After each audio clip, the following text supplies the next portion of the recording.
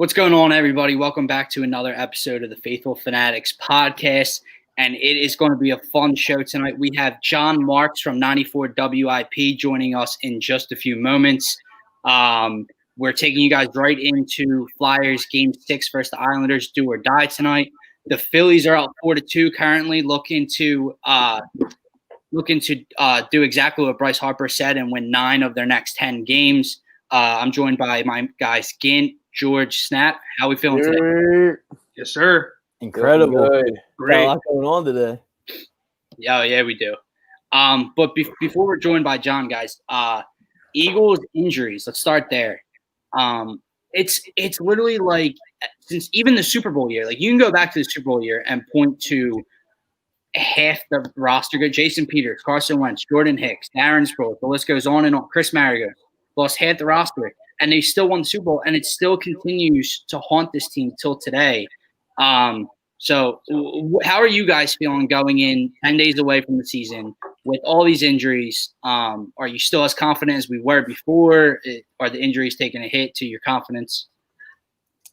I do not have nearly as much confidence. I think early in the year when we talked about this, I had them at like 12-4 or whatever it is, whatever the record would be.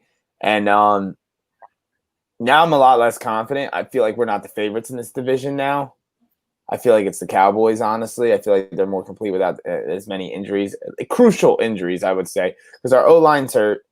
Yes, we've gotten over it, but we have a whole side of the O-line that is completely gone that had Pro Bowl caliber players playing there, and it's completely gone.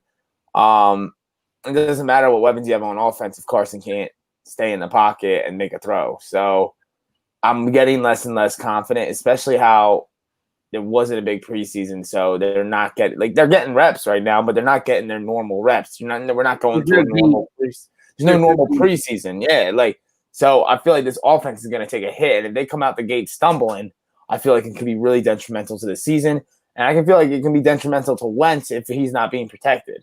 And then we're going to hear, oh, he's injury prone again, but in reality, he'll be suffering the Andrew Luck fate. Yeah, so Gant and George, going off of what Snap said, I want to ask you guys. He mentioned the offense taking a hit, like with no game speed, no preseason games to get warmed up for the season. If they come out slow, is the new look Eagles defense? Either one of you can take this question first. Is the new look Eagles defense built well enough to control that? I'm going to say no. In terms of if you're talking carrying to wins, I'm going to say no. I still think with these bang-ups on the offensive side of the ball, I think the offensive side of the ball can still produce points. I think we still have Miles Sanders. We still have – not to cut you off, but we have our guest on the line right now. So he is Jon Marks from 94WIP. You can catch him 2 to 6 Monday through Fridays on Marks and Reese. Here he comes. What's up, going on? What's up, Jon? Guys, how's it going? We're just we're 10 days away from the season. Are you in football mode yet, or getting there? Oh yeah. I mean, as far as I'm concerned, it's football week. Right? I'm off tomorrow, so next time I get on the air will be Tuesday. And listen, it's football week. The season starts on Thursday night with Kansas City. And I'm focused on East. Now, listen, the Phillies are making a run right now, and that's great, but it's a football town, and I'm ready, man. Yes. Yeah, well, it's definitely a football town, and I think we're all ready too. But the issue, Jon, is that we're not even to week 1 yet, and the injury bug has hit the Eagles locker room already. So with that being said, it seems like these injuries have hit the hardest on the offensive line with Brandon Brooks and Andre Dillard going down for the season. So with protecting Carson Wentz being the number one priority with the Eagles, how big of a concern is the injuries to the offensive line for you? And what are you hearing the starting 5 will look like? Like, will Jason Peters play right guard? Will he play left tackle? Will it be Matt Pryor? Yeah, I'm hearing the same thing you are, which is it doesn't seem like he's interested in playing left tackle unless they give him a raise. So, I mean, could things change? Yeah, things could definitely change. I don't know what's going on in there. So if it is Pryor, listen, Doug Peterson, Jeff Stoutland, the offensive line coach, and the rest of the offensive coaches, they need to figure out a way to get Pryor comfortable, give him some help until he kind of gets his feet underneath him. As far as being the starting tackle. You have some relatively easy games early in the season. The Rams are obviously your toughest. And, yeah, it's a big deal. It's a big deal that Jason Peters is going to stay at right guard. It's a big deal that Matt Pryor is unknown and not tested at left tackle. But I think the biggest deal is that Lane Johnson hasn't practiced in 2 weeks or 10 days or whatever it is, right? So I'm not worried about him starting in week 1. I'm worried what happens to him. If something happens to him, then what do? You have no depth on the offensive line. I think that's the bigger thing. I'm not all that worried about Pryor and Jason Peters per se. I'm worried about what happens if there's an injury to one of the other guys. Then you're screwed because you have no depth at all. So it's a big deal. But just remember, Big V, the Super Bowl season, totally unproven. No one really had confidence in him. Doug and the coaching staff made it happen. They got it done. He was your starting tackle left tackle in the Super Bowl. So if Itai can get it done, there's no reason why Pryor can't get it done. Well, before we get to Snap's question, Chris Divler, my guy Dive, says the Eagles have the potential to win 12 games, but there are so many question marks and injuries that could lead to a 6-win season. John, what do you say to that? Do the Eagles have the potential to win 12 games if they're healthy? That's pretty bold, but yeah, sure, absolutely. 2017 broke where the team was the best team in the NFL pretty much the whole season. As far as 6 wins, unless you're talking about Carson Wentz getting hurt, I would be totally shocked if they only won 6 games. If Carson Wentz is healthy for 16 games, you're going to win at least 8 games, even if the offensive line sucks. I think the difference in a 10-win team and a 12-win team is just how much they can stay healthy and how good some of these rookies are to contribute. When Jalen Reagor, when he finally does get back in the lineup from the injury, is he a weapon? Can Deshaun Jackson stay healthy? With Carson Wentz, with Zach Ertz, with Dallas Goedert, you feel really good because just right off the top, your wide receivers are better than they were at most part last year. The upside of this team, I think, is 11 or 12 wins. Sure, I'm looking at 10 or 11 wins with this team. I still feel good about it. I'm not letting some injuries in the offensive line scare me away from an improved defense and an offense with Carson Wentz who's going to be better than last year. I like the Eagles' chances. Completely agree. Snap? Yeah, I going back to Carson Wentz and injuries amongst the team. Are you worried about Carson's preseason injury and how he sat out, or do you think they were just being precautionary? And assuming that he's ready to go, what do you think we'll see from number 11 this year? There's always a concern with your quarterback getting injured, especially when you have an offensive line that you're not really sure about. But as far as I know, he's got a minor injury. They're resting him because you know what? You don't need to get him hurt out there, even more than he is right now. He'll be ready to go for the opener. Am I worried? Not any more than anybody else. You're always worried about your quarterback getting hurt, especially because Carson has an injury history. But as far as what I expect from him this year, I expect a top 5-ish quarterback performance. I would be surprised if he didn't throw for 3,800 yards and 25 to 30 touchdowns. He's very good with the football. He does a lot of interceptions. Carson's going to put up numbers. The NFL's ready-made in 2020 to put up big numbers. It's just how good is the defense, and can Carson in some games lead the team back when they need a touchdown in the fourth quarter when they're down by 5 points and they need a touchdown to win. Those kind of things, you don't know. He's got to grow from last year, and I think he took a big step at the end of last year, and he's got to continue to grow. All right, bouncing off Carson Wentz and maybe going to the receiving core. We've heard nothing but good things so far from camp from the receiver position. What young receivers do you think will step up and make an impact? Will be Arcega-Whiteside, Hightower, Greg Ward? Well, we already saw it with Ward, so I expect the same kind of solid play from Ward. As far as the other guys outside of Reagor, listen, I've seen a lot of wide receivers in training camp, and there's not even preseason games. So these are just practices. These are just scrimmages. So I'd be surprised if Arcega-Whiteside and Hightower and Don Burnett or some of the other young receivers, if they all continued to have the success that they're having in training camp. Someone's got to step up. Arcega-Whiteside showed me absolutely nothing last year to think that he's going to do it this year. Talk about a disappointing draft pick. But here's the thing. It's happened before. Like Jeremiah Trotter, his rookie year, he barely played at all. He wasn't active for most of the season. I remember going into the next year saying, like, man, this guy's going to be a bust. The Eagles even drafted Barry Gardner in the second round because they were unsure of Jeremiah Trotter. He ended up being a great player. So listen, you don't want to write off a player after year one, but Arcega-Whiteside did not look good last year. So, you're worried about it, but listen, he's got the opportunity. He's going to get the snaps. He just got to contribute. Yeah, moving the conversation onto the running back, Miles Sanders, there's a lot of optimism this year coming in. He came out, he said he was going to be an MVP candidate. We know he's going to be the workhorse for this team. What are your expectations for him for the 2020 season? Well, I'm hoping he stays healthy because we can sit here and we can talk about MVPs and things like that, but he got nicked up a couple times last year, including in the playoff game. So here's the thing. I don't think Miles Sanders needs to be a 20 to 25 touch a game guy because I don't know if he's built like that, especially this year. So I'm looking for a little bit less than 20 carries a game or 20 touches a game on average. He's obviously going to have games where he has more touches and more carries.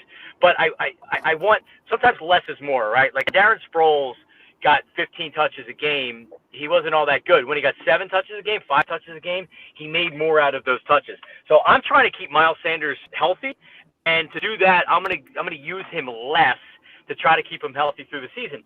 He should be one of the more dynamic young running backs in the league. I mean, that's what I expect from him. I expect to be wowed both as a receiver and as a running back. So he's a dynamic player, and he's going to need to be for this team to win anything this year. I agree with you, but I want to move over to the defensive side of the ball because you referenced the defense earlier. Look, the secondary, I think, was our biggest concern in previous years, and it has been completely remodeled with the biggest addition being Darius Slay from Detroit.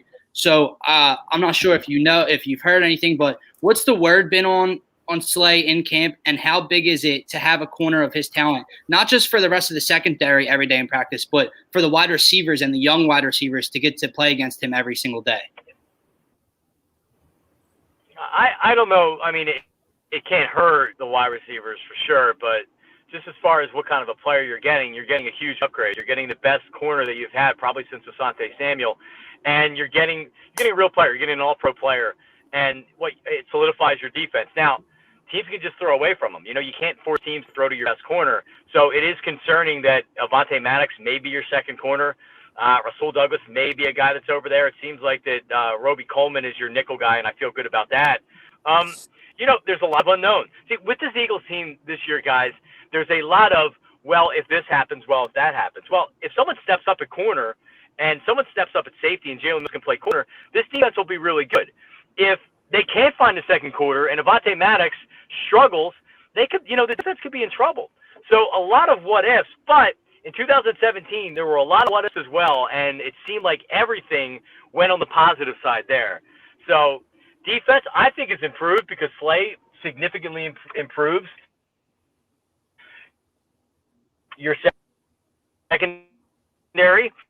I also loved him last year. He's going to give you a pass rush up the middle, maybe keep Fletcher Cox a little bit fresher. If Hargrave's healthy, he's an upgrade. Derek Barnett, again, another lift. Can he stay healthy? Can he come back?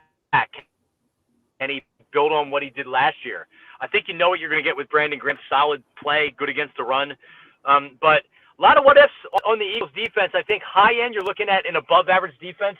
On the low end, probably a below average defense, and that'll cost the team. Gotcha. Again, you want to take the next one? Yeah. So we're about 10 days away from our kickoff against Washington. Assuming the Eagles are healthy, besides the 2 injuries you heard on the offensive line, I know you got into it a little bit. What are your expectations in terms of wins? I'm at 10 or 11 right now. I know a lot of people are freaking out.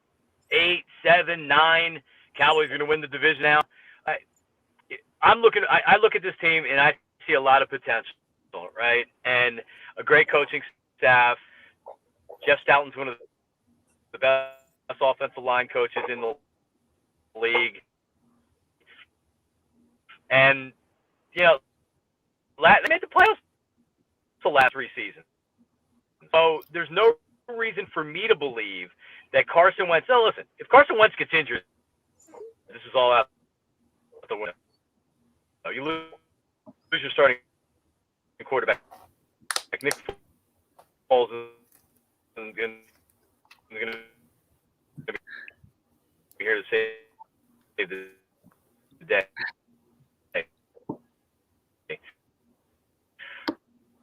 Well, John, but I still see potential in this team, and I'd be surprised if they didn't win this division. I'd be surprised. All right, John. Well, thank you for your time, for coming on, and go Birds.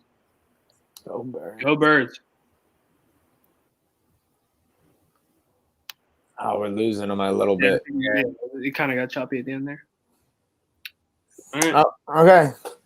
Make sure we send him a text because I could not hear him that last choppy at the second. end there, but All right. That's good. I mean, I love it. Wish we would have been able to fix the audio there a little bit, but guys, what were your biggest takeaways from what he had to say? Because I feel like the last time we talked, I wasn't getting this vibe from him, and he wasn't where I was at least. I'm with him. I've said since the start, 10, 11 wins. I think this team, it has the upside of 12, as Dibe said. And here is another comment from Chris Dibler. The biggest advantage the Eagles have in their vision is their coaching staff. Completely agree with you. We don't know yet. McCarthy is going to be a great addition to Dallas, and we don't know what he's going to pull out yet. We will see, but I will say Stoutland's one of the best offensive line coaches. We know what Doug is. And also, no one's talking about the secondary coach, the defensive backs coach that we brought in from Atlanta. Was Juan someone help me out here. Jon Marks or you? I don't know, but I'll give you that because the cornerbacks they have been building a chemistry. That's all a lot of people are talking about. That the cornerback room and the safeties, the D-backs are all getting along, and they have this brotherhood, and they're all working hard for each other. Right now, I'd say our coaching staff is an advantage. I am definitely less optimistic than I was earlier in the year. I think the offensive line has really gotten to me, and yes, we've been in this position before where we don't have the full offensive line, but it was just Peters before. Now we're relying on 38-year-old or 36, whatever, almost 40-year-old Jason Peters to protect that blind side for Carson, and he isn't even sure if he's going to play tackle yet because he wants more money, which I understand. That's the game because, you're going to play left tackle, you're going to make more money. I get that, but it's just concerning, and it puts me at a disadvantage because now I have to keep in the back of my mind the rest of the season. Is Carson going to go down with an injury? Is he going to fall into the Andrew Luck role that he was with the Colts before he retired because he kept getting hit? There it is, Dodge. I was jumbling his name around. But he's a great addition. Look, I'm all with him because I agree. I think there is a lot of what ifs with this team, right? Like if this happens, if that happens. But to look at, what I'm trying to do is I'm trying to go off of last year and look at what they've added, right? So Carson Wentz won you the division last year with injuries all over the board, throwing to lawn chairs at the wide receiver position. Miles Sanders was banged up that year. They didn't have Jordan Howard a lot. So he was basically doing that with Boston Scott, Deontay Burnett, Joshua Perkins, Greg Ward. So now you come into this year and you get Deshaun Jackson back. Is he going to be the same Deshaun Jackson that we've seen in previous years or week one against Washington? I don't know. But what I've seen against him one-on-one with Darius Slay looks pretty damn good and looks like he's still got a little pep to his step. You get Jalen Reagor in the first round. He's only looking to miss week one now, so he may be back by week 2 against the Rams. So the way I'm looking at it is Carson's got speed, Miles Sanders is healthy, and the defense is hugely improved. Like, no, I feel like when we're not – that's what I kind of want to talk about is, look, secondary's been the main issue. Nickel Roby-Coleman is a top, I'd say, 5 nickel corner in the league. I think Darius Slay is a top number 1 outside. PFF ranked him very high as a very high. Nickel Roby-Coleman's 18th in corners. Yeah. And he's a slot corner. So you have 2 of your corner positions like solid. Top 20. You could argue top 20 corners. So now you have to John's right. You have to look at the other side and hope you don't get killed in that regard. Like if it's going to be Avonte Maddox, Sidney Jones. I think Sidney Jones' time is up in Philadelphia soon. To be honest, I'd rather have Crayvon LeBlanc play over Sidney Jones. Same. So would I. Big fan of Crayvon LeBlanc. Rich too. Huge I don't know fan. why he doesn't play more. The one thing I will say about the secondary is I believe that Rasul Douglas is a safety. And I think the Eagles have tried to turn him into a corner, and it clearly has not worked. Too slow. Yeah, he's too slow. He's a big, hard-hitting guy. I think he would thrive at – maybe not thrive, but I think he would play a lot better at the safety position than he does at outside corner on an island by himself. I definitely agree. Just going back to what he said about just the secondary is thin, and it's like Will Parks is another great addition. We didn't really mention him at all. He's hurt now. He got hurt, yeah, which also sucks. But bouncing back to the question you asked me before he hopped on, saying, do you think the defense can carry the offense if they're struggling to wins? I said no, saying, like, I don't think they can carry the offense to wins. Like, we won't win games scoring 7 points. We won't win games scoring 10 points. But I think this offense is good enough, with even banged up, to put up 17 to 24 points a game. Carson Wentz, like we've mentioned 1,000 times, was throwing to us 4 last season and still looked awesome down the stretch. It's really cool to see some speed here. I think Deshaun Jackson still got a little bit left in the tank. So I think he's going to look really good these first like 4 weeks probably. And then it's like John said, you need something out of Arcega-Whiteside. Ertz is obviously going to be a really good pass catcher. Goddard's a decent pass catcher. So I don't think the defense has to necessarily carry the offense. It has to be the better side of the ball for sure, especially with the injuries to the offensive line. So I'm optimistic. Like he said, I would say like 10 or 11 wins. But again, you said how he said, and you were going back to it about how the secondary is slim. I agree, but at the same time, like I said, I'm trying to go off of last year. Last year was a playoff team, home field advantage, week 1 division winner, and last year was slim with you're referring to them as slim with who's behind Coleman and Slay. Well, who was here last year? The same dudes, and Ronald Darby. You also lose Malcolm Jenkins, who is a catalyst for your defense, and you're trusting a guy that played safety 4 years ago to start at the safety position. And I get where you're coming from, that your starters last year are necessarily your backups now, which is a great thing to have. But I'm not sitting here saying Malcolm Jenkins was the cream of the crop at the safety position, but just a voice of that nature where your defense – You lost your leader. You lost a chunk that was there. You lost your absolutely definitive leader on defense. So who's going to replace him? I'm so excited to see what they can do, because we keep talking about the cornerback position and how much improved the secondary is. We're not even referencing. I think he did, and it got kind of blurred out a little bit when he was talking about the defensive line. I think he was referencing Malik Jackson. Yeah, he was. Definitely was. But dude, so you have a defensive line that is a top defensive line in football with Fletcher Cox and Brandon Graham. You don't know what you're going to get out of Derek Barnett yet, and he's hurt still, so we'll see. But you have Malik Jackson back, who played a quarter or one half for you last season. That is a huge addition. You paid Javon Hargrave out of Pittsburgh to be one of the highest paid defensive tackles or nose tackles in the league. So once I know he's injured too right now. I get it. Yeah. Once they come, none of them are long term, so like injuries. So can you survive the beginning of the season though? I think you can, because that is the weak part of your absolutely. You should be. If there's a part of the season to survive, it's the first 30 weeks of the season. It's Washington, Rams at home. I know there's no fans, which we can get into in a second. And then also, what's week 3? Joe Burrow and the Bengals. Yeah. So week 3, you're looking to go at minimum 2-1. I'm looking 3-0. 3 weeks. You got to go 3-0. So yeah. So, but that's a question I was trying to get to him, but the connection wasn't working too well. So guys, we talked about this weeks ago, months ago almost, in the studio, about how the NFL has to make this a league-wide rule with fans, with COVID, and they're not. Roger Goodell, he's come out and said he wants the money. He doesn't think it's a competitive advantage. I agree with you. That's all he's doing it for. But come on.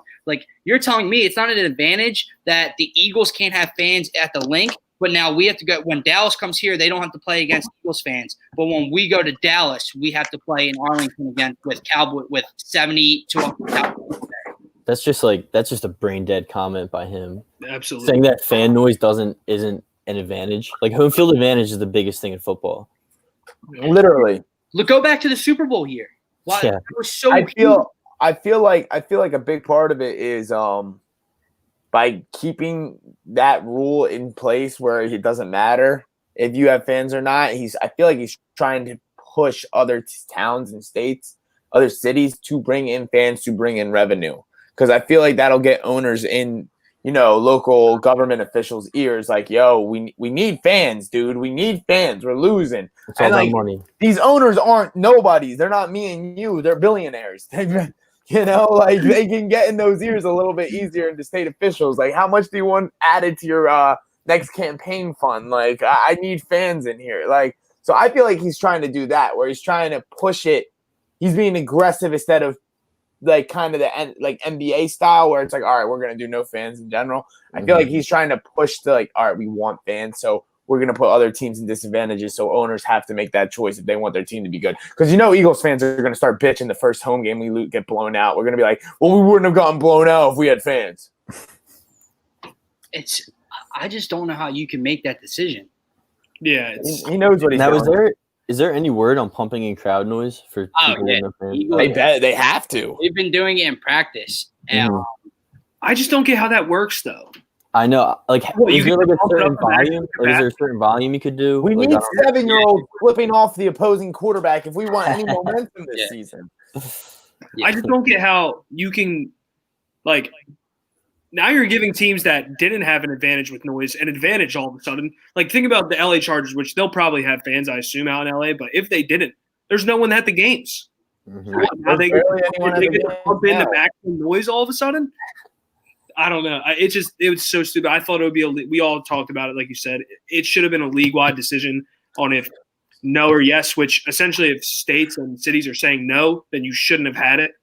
But that's another thing, dude. Like, when you break it down simply to COVID and the virus, like, explain to me how Texas and I know, like, either the Jaguars or Miami's going to or Florida's going to have fans. Oh, yeah. Explain to me how Florida and Texas, the two biggest or hotspots lately, are going to be allowed to have thousands of people there, but like in Pennsylvania and up here, like, I'm not saying it's not real and bad here, but like now two of the biggest hotspots right now are going to pump thousands of people into a stadium, and up here cannot, or around the nation cannot. No, I agree. This is when it becomes political and hard. Which we definitely don't want to get. We have no control over this. City of Philadelphia said this months ago. They were not going to do fans in the Eagles game. Mm-hmm. Maybe it changes. That's what we got to hope. Yeah. That maybe it changes. And we can all go to a game. In like October, November. But and that's scary, though, because you know what I'm scared about? I think that first half of the season, is those first three games, the first 3 games of the season, I don't think they're going to be as easy as people are expecting.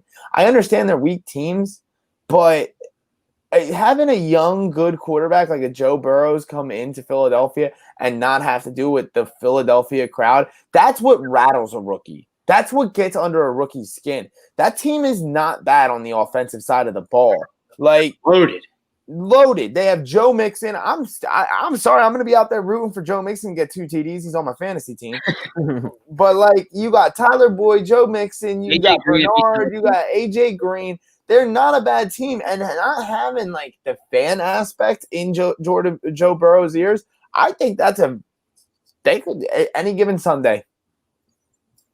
Agreed. And it scares me. I think the first half of the season we can put in a serious disadvantage, especially with these injuries. I really do. I think Dallas is going to have a huge edge over us with the fans and with how healthy they have been compared to us. Well, then maybe we just need to go down to Dallas. I ain't going down there. I'm getting COVID. It's the worst. The worst stadium in football. But before we move on, I want to stick with one more Eagles discussion here, because next week will be a lot of Eagles going into week 1. There's 2 contract things going on right now. A is Jason Peters wants more money to play left tackle. Get him out of here. And then B came out just before we came on that Zach Get him out of here. Eagles their contract talks have come to a stop because the Eagles, it seems, are I don't know the number, so I can't necessarily say lowballing, but the 2 areas of the contract The numbers, money-wise, are lower now than what they offered back in November when they were previously talking contract extension. So let's start with Jason Peters because that's the one right now.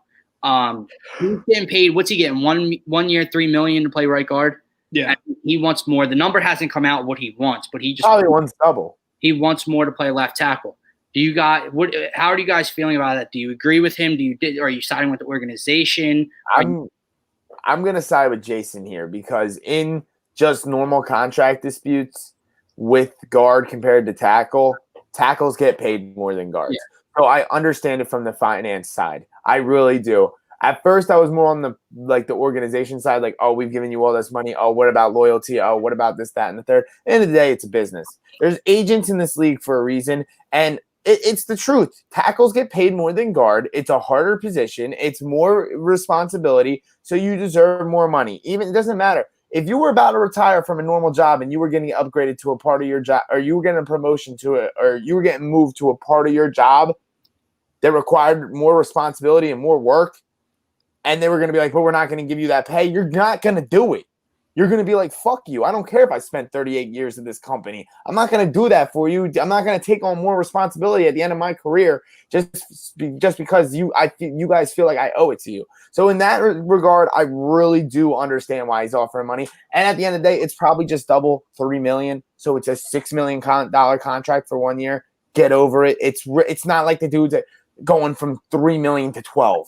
All right, like it's I believe me, I'll probably never touch $1 million, but it's 3 million to 6 million. In that regard, I really have no issue with him asking for more money. Good, Ken. Well, here's what I think. I agree with you on the financial part. Like he got paid $3 million to do one job. Now he's getting asked to do another job. He wants the pay raise for it. How much is it? Like, I don't know what he's asking for. If he's asking double, if he's asking for 8 or 9 mil, I don't know. Here's why I tell you why you do it. Because we're sitting here saying number one priority is protecting Carson Wentz. Now you can cover up Matt Pryor or Jack Driscoll or whoever you have at right guard, in between Jason Kelsey and Lane Johnson. You cannot cover up Matt Pryor or Jordan Mailata or Jack, whoever you put out, on left tackle. He's going to be out there on an island on Carson's blind side. I would rather pay Jason Peters the money. I know he's old. I know he's a guaranteed false start per game. I understand. I know he's going to get hurt every game and be sidelined for a couple plays. I understand. But I'd rather have Jason Peters at left tackle and someone at right guard that you can hide between Kelsey and Lane than putting a young guy or an unproven guy out there on an island and putting Jason Peters at a position he's never played before. So what if he struggles at right guard too? Again, you're smiling, so I got it. No, because I agree. I agree with what you guys are saying, and it makes sense for Peters to demand more money. I just wouldn't give it to him. Just go play right guard then. If that's what it's going to be, it's no matter what. Thanks, Prince. But no matter what, this dude's going to be on the sideline by snap number 3 against Washington. It's why pay him. I mean, again, if we're saying maybe it's just $6 million, maybe you throw it. But if he has the audacity to say, I want $9-10 million a season to play left guard. No, that's different. Left tackle, then go play right guard. Go play right guard. I'm with you. John said Big V, unproven, and we put him in down the stretch and made a Super Bowl run. But we don't have a guy. I think it's time to move on from this Jason Peters at left tackler. I love Jason Peters. I'm with you. No one will wear 71 in Philly again, probably because of Jason Peters, but it is just time to go. I'm with you, except I am not taking a season which I have 10, 11, 12 wins expectations and putting Matt Pryor at left tackle because that throws a huge wrench in my plans. You're not going to get 10, 11 wins with Matt Pryor after the 4th snap on offense anyway, so you might as well just start him there. I would rather start the rookie. I'm being dead serious. I've heard nothing but I've heard Pryor is getting bullied in camp by Josh Sweat. I did see that too, but did anyone hold on before? Like speaking of Dillard, look, we weren't speaking, but like he's part of here.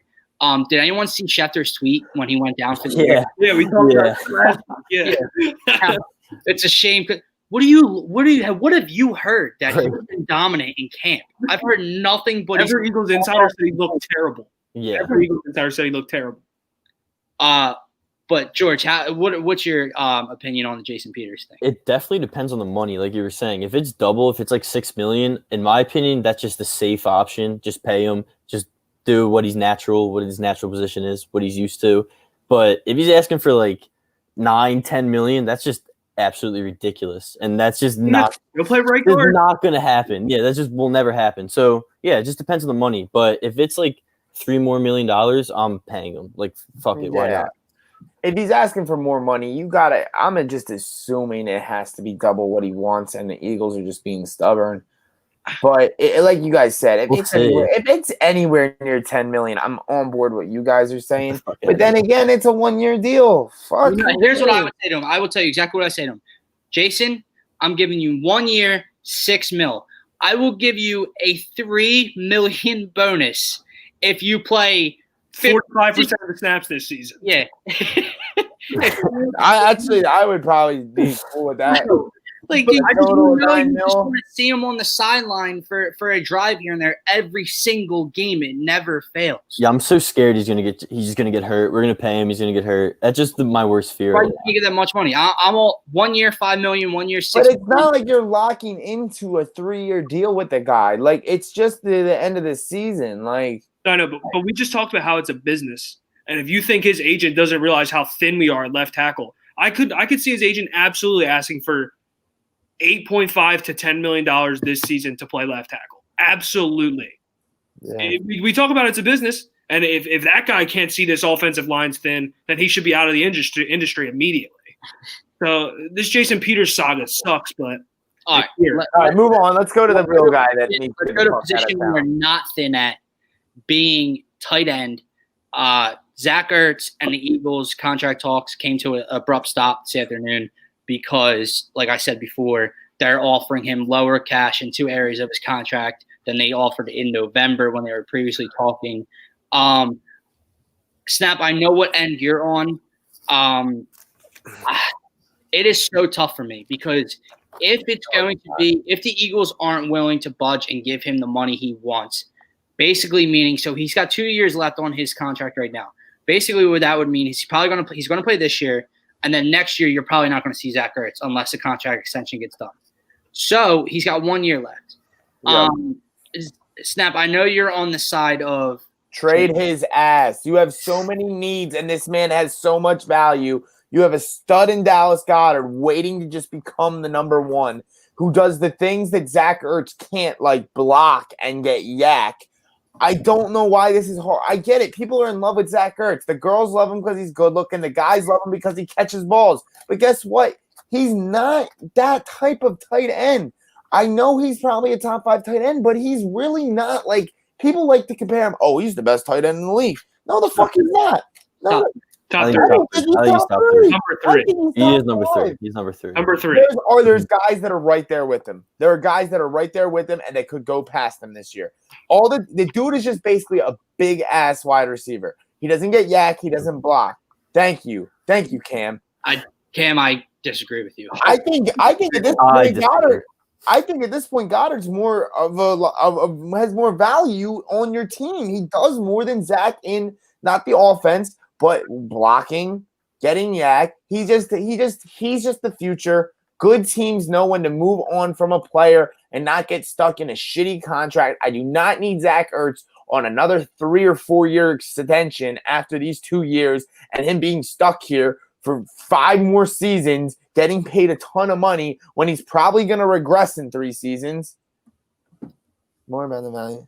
Agreed. Exactly. Yeah. Exactly. You are in need of a left tackle. You do not think that out there you could probably get like a guard or a left tackle for Zach Ertz? Maybe not a great left tackle, but some value for Zach Ertz. People would love to have Zach Ertz. A team that is on the cusp, or that has cap space. We were just talking about the Bengals. I bet you the Bengals would love a guy like Zach Ertz and would give up something for him to get Joe Burrows going, a guy that he can throw to comfortably all the time. You have so many wide receivers on this team. You have a great backfield back like Miles Sanders. You have Dallas Goedert. You don't need Zach Ertz. You do not need to pay Zach Ertz for another 3 years. Absolutely agree. I agree with Prince. It's about number one target. You keep the coach and QB happy. look. Yeah, but good teams, dynasty teams, don't give a fuck about that. Look at New England. They will trade anyone at any time, but he's not Gronk. Yeah, but they kept Gronk to keep Brady happy. But he's not Gronk. Here's what he's not fucking Gronk. Don't go like this. He's not Rob Gronkowski, but he's the only reliable pass catcher on the roster currently. I know it makes sense if you're going to move one of them. If you had to move, let's say they say, "Yo, we're picking one." Ertz would be the option to move. He brings more value back to the table. But in the stage where you're at, where Alshon Jeffrey's your best wide receiver on the roster, and he's hurt. Deshaun Jackson gets hurt every season. The guy you just drafted in the first round already is hurt. J.J. Arcega-Whiteside is nothing of himself. How are you going to trade away your only pass catcher that is consistent and your quarterback's best option that he completely? I'm not saying trade him away this season. I'm not saying trade him away immediately. You can let him finish the year when he's got 1 year left. Trade him away. But wait until you find out if you have weapons. Wait till you see Rager's that good.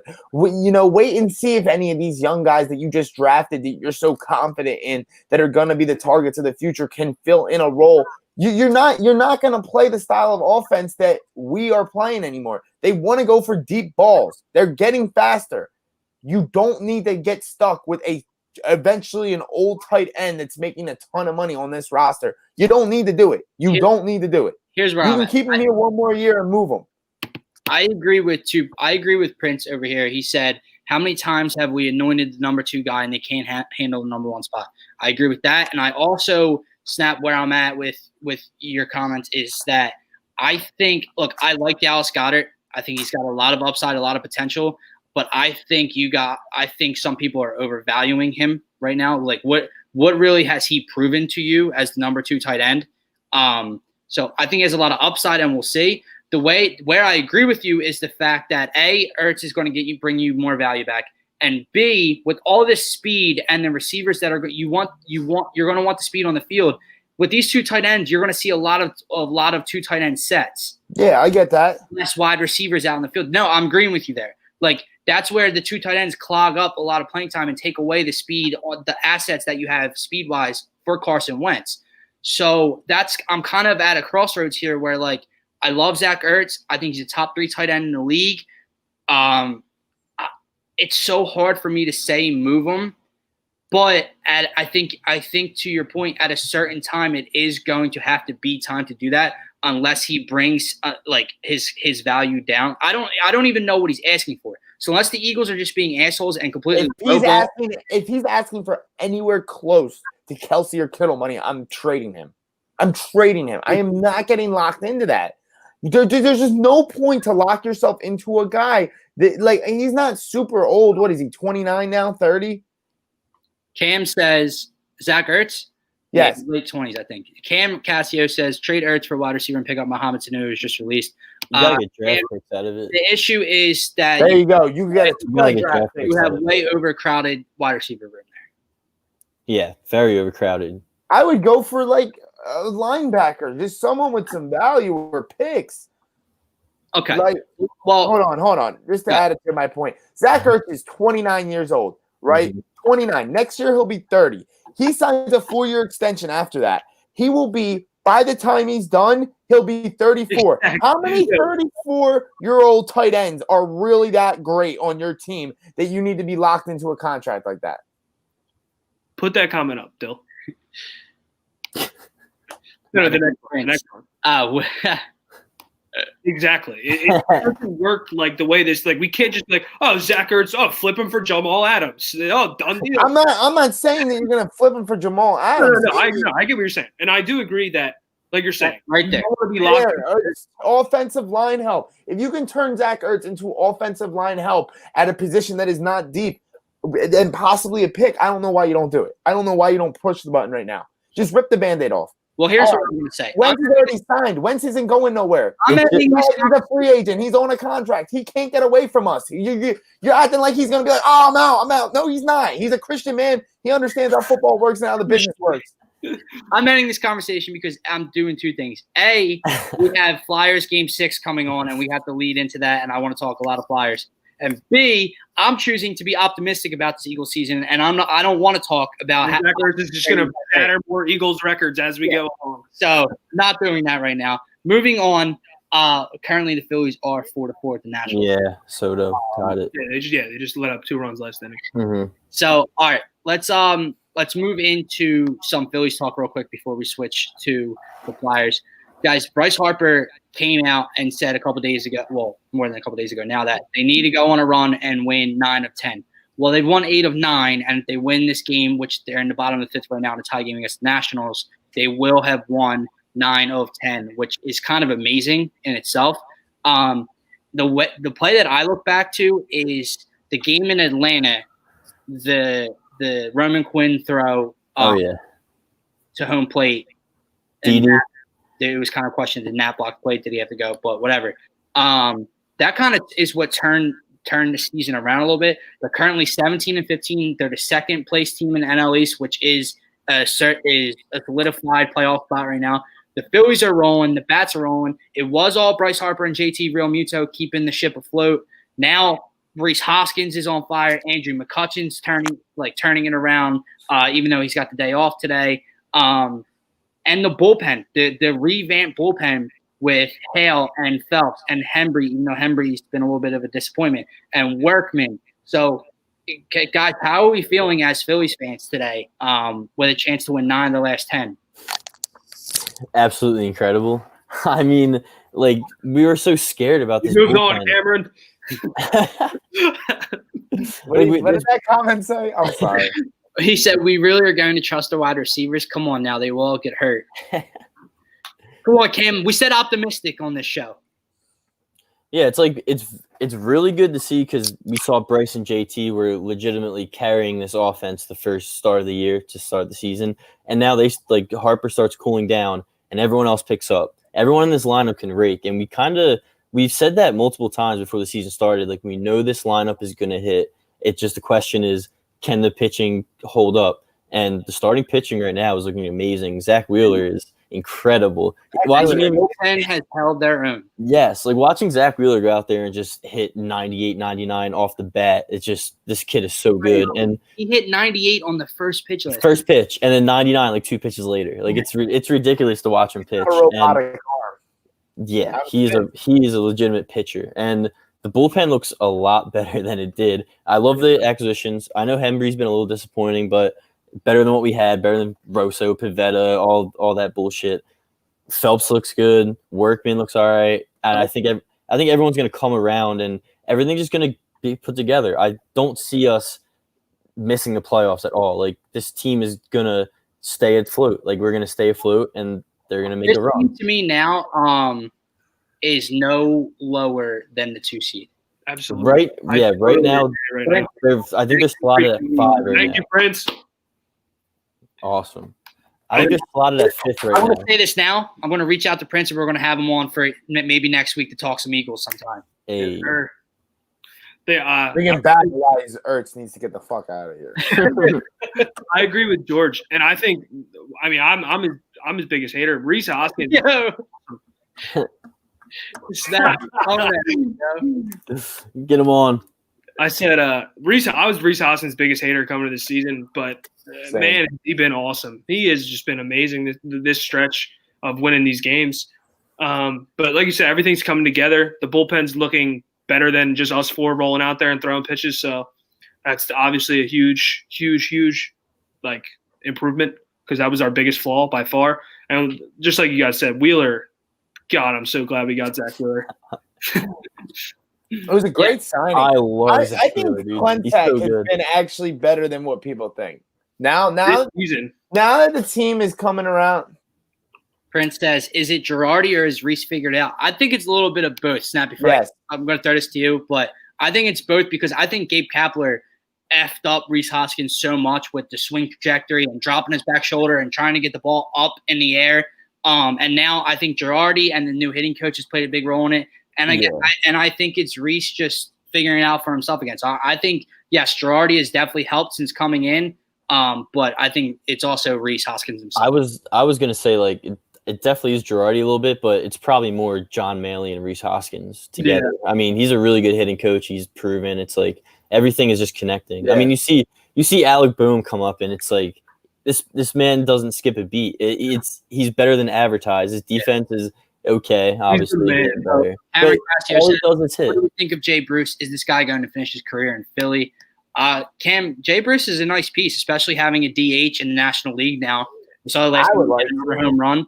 I think so. Honestly, I don't know what his contract is. If you know This that, is it. This is it. last year. So Yeah. I don't know if he'll be re-signed with having Hazley and Roman Quinn and everyone in the outfield. So he would necessarily if the DH gets dropped in the National League after this year, I do not think he'll Jay Bruce again. I definitely agree with that. Hayes, I think you see Jay Bruce get re-signed. I don't. Yeah, especially because like right now we're not even paying we're paying a bucket of balls for him. Like mostly, I think the Mets and someone else are paying most of his salary. So it's like, we'll see. What's it called? Going back to the Reese Hopkins comments and how what the hell was his name? How he messed him up last year. I already forgot. Kapler. I think they're getting back to just pure baseball. They're keeping the numbers out of it, and they're just getting back to hitting dingies. You know what it is? They're getting back to swinging. Like no more of you got to hold the bat at this certain angle. All the numbers and shit. I think I went out the window when Girardi came in. It is hitting the ball where the ball is pitched. It is that goddamn simple. We had like 44 home runs in August or something. Like we were just popping off. It was amazing to watch. Yeah.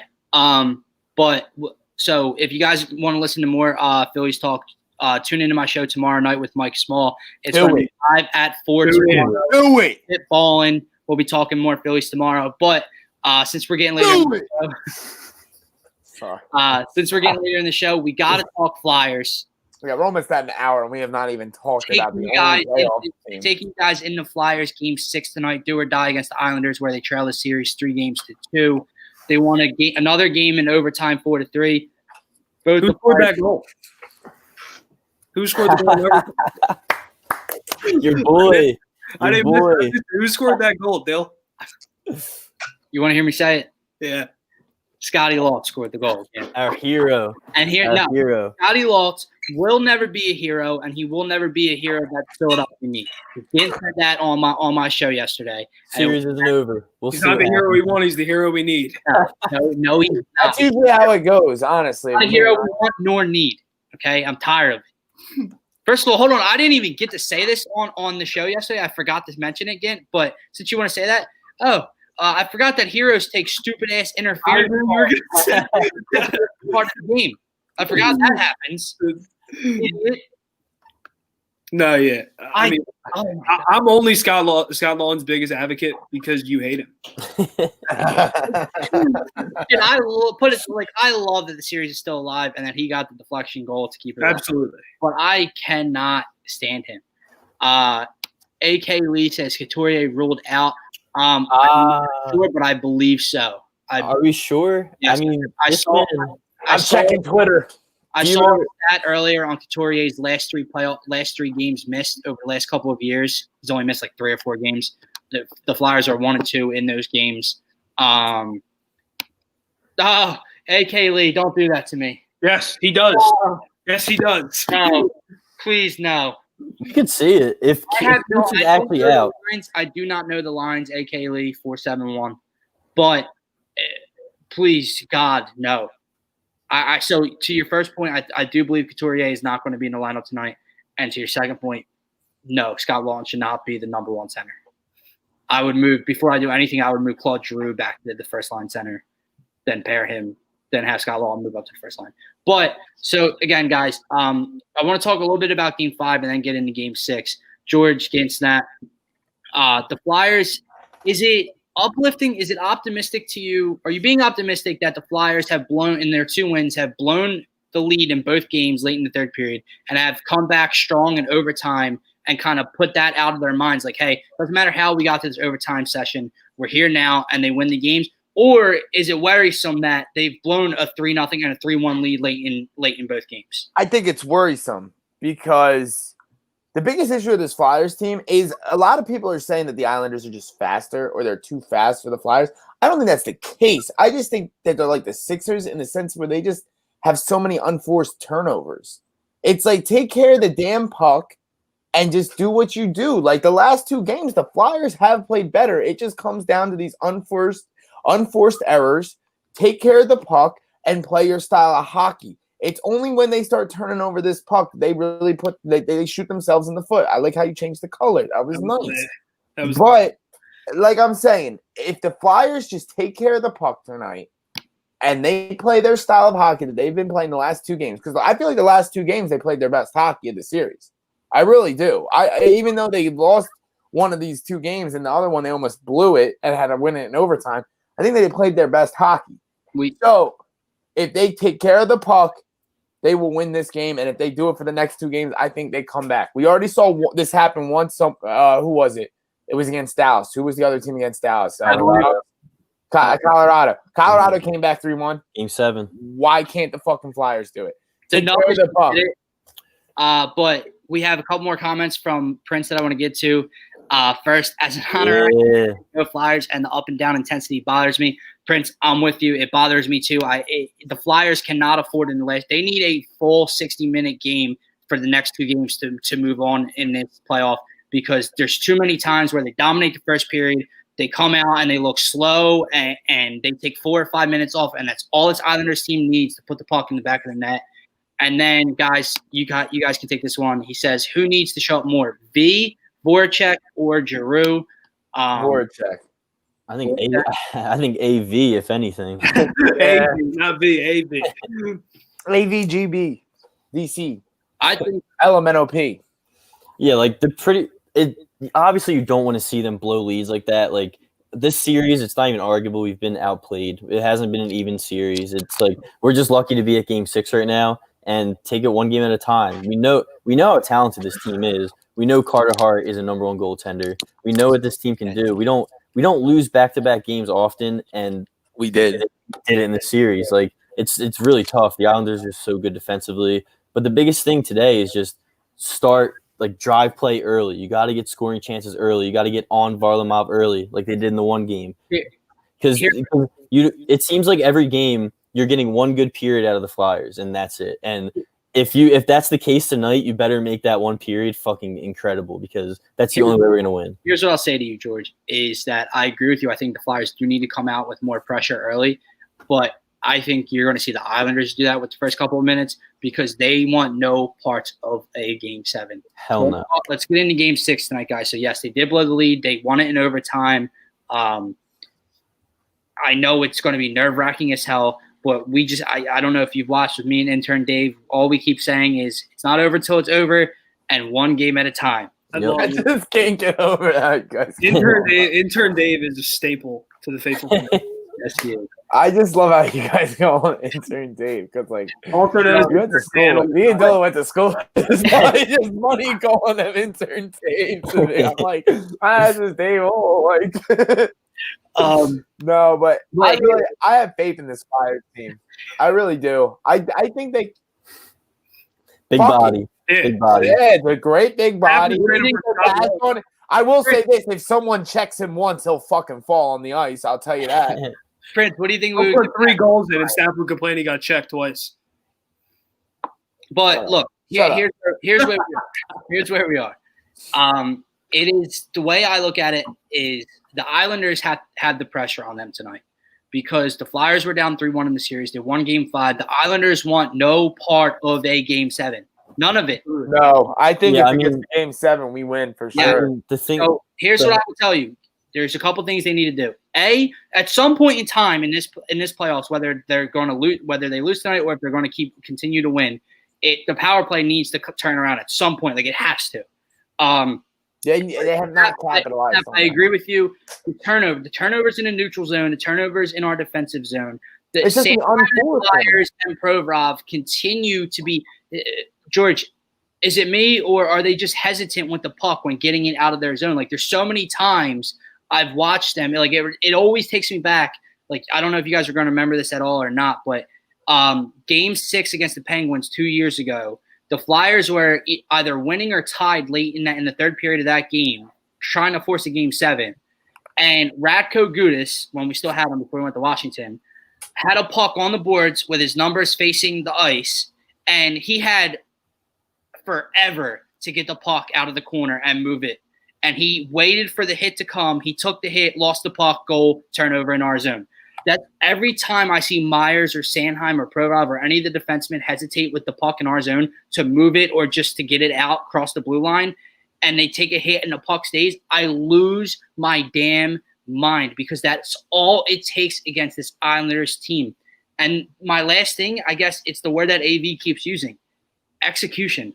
Like the Flyers, that's why the first period in Game 5 worried me because they dominated the first period. They dominated shots on goal in the first period, and it was 0-0.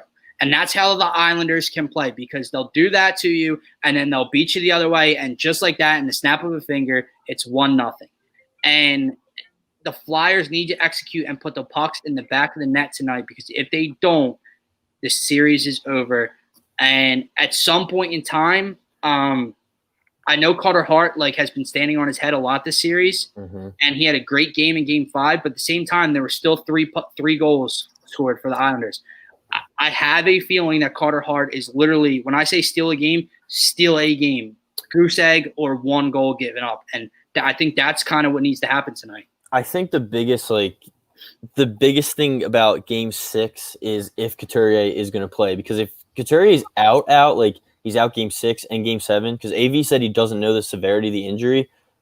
It's hard to say we're going to win this series, but he also did play on a torn MCL 2 years ago. You can't really rule him out. So I guess we'll just wait till lineups come out, but Couturier is the biggest thing about tonight. If he plays, I'll feel more confident. If he's not in, it's going to be tough. Point here. He says the Flyers have played the teams that love to make the game ugly. However, the Islanders are faster than the Canadians. And I agree. Definitely. It's the same thing you saw in the Canadian series, except you just imposed your will. You were the flat-out better team. In this Islander series, although I think the Flyers are the better team, it's not that clear and crisp as versus the Canadians. So when you play in the style of hockey the Islanders want to play, they're going to beat you at it.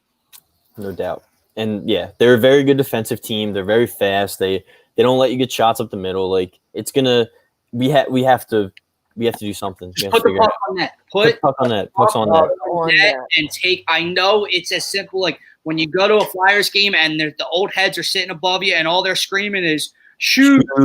It's not that simple. I understand you have to have a shooting lane or a passing lane or it's going to get blocked. I understand that. But at certain times, it's there and they don't. I watched Travis Sanheim in Game 4 skate right up in between the dots almost. And instead of just putting the puck on net, cycling it around the boards. That's it. AV needs to coach a much better game, and the dump and chase needs to go out the window. Yeah, one of the most Flyers forecheck is not good enough against this Islanders team. So they need to find a way. I know the Islanders play great defense in the neutral zone and at their blue line, and it is difficult to get the puck, skating the puck in for entry. I understand, but you have to figure out a way because this game cannot be cycle the puck in, puck comes right back out. You have to control the tempo and control the puck possession against the Islanders. Completely agree. Cam Cassio says the Flyers and Islanders are the top two teams that have allowed the most amount of goals in the playoffs. Carter Hart needs to play out of his mind. And I agree with you. He has to steal. It's so weird to say because I feel like he has played out of his mind kind of . Yes. But at the same time, the Islanders are a consistent 3 goals minimum in this series. At a certain point in time, this kid is going to have to steal one. And I think it's going to be tonight where it's either a 2-3-0 Flyers win, a 3-1 Flyers win, whatever it is. It's got to be tonight. Yep, because Game 7, anything can happen. Right. You don't know. It's going to be a hell of a game. You want to do final predictions for the night's game? Yeah, so before we wrap this up, I want to do final score predictions, and I also want a star from each of you. You know how they normally get 3 stars? I just want 1 star from everybody. Nice. So, George, we'll start with you. Score prediction and your star. All right, Flyers. Here's the rule. You cannot choose a star that someone else has already taken. Gotcha. Oh, fuck you. Tonight, we're getting a Game 7 in our lives because the hockey gods are on our side. It's just true. We've been suffering for too long. 3-2 Flyers. Kevin Hayes, the star of the night. Fuck you. It's the Kevin Hayes game, baby. That's what I wanted to say. Let's get it going. I knew that's where he was going. All right, Snap, I'll go to you. You fucking cunts. All right. Sorry, that's a bad word. All right. I think final. Agreed, Prince. It's not going to be an easy game. I think it's going to be 3-1 win. I think Carter Hart is going to be my star. Gonna play out of his game. Yeah, fuck you, Dylan. I seen you like clench your fist. I think it's gonna end up 3-1 because we're gonna go up 2-1. They're gonna empty out nets, trying to rally back in the third, and we're just gonna put that third one in and seal it. Prince, I see your comment. Let him know, Cam. Let him know. On the board. Cam Cassio says one is the star. Cam, my star. That doesn't count. He doesn't. No, that was mine. Cam, go ahead, Gint, because I know you're about to say. I'm gonna go 3-1 as well as Snap said. Realistically, if they only let up one goal, Carter Hart will be the star. But I'm gonna go with Claude Giroux putting one in the back of the net again, and that's who I got. I'm going with Matt Malton. No, no. I'm going 2-0 Flyers. Ooh. There, I said it. Bro, if he gets a shutout, he's going to be the star of the game. What? If he gets a shutout, he's going to be the star of the game. Nah, because TK. Nah, I can't pick him. I already picked him. TK's netting 2. No, he's getting 2 points, a goal and an assist tonight. Bet. That's where my head's at. Prince shutout. Yes, Why not? Carter Hart. Shut out. All right, guys. Thank you for listening to another episode of the Phaithful Phanatics podcast. Go listen to my podcast tomorrow at 4 p.m. with Mike Small. It's called Spitball, and it's all about Phillies in the MLB. Go follow us on Instagram and Twitter. Yes, sir. At Phaithful Fans on Twitter. That's my Twitter and Instagram. If you want to know, follow me too. Go trade Zach Ertz. Only 10 days away. No, do not trade Zach Ertz. Trade Zach Ertz. And we're only 10 days away from football being back. So, Dibes, thank you guys for participating. Please come back every week and continue with the comments. And have Shout a out good to Phaithful. Go That's our Flyers. now. That's what we're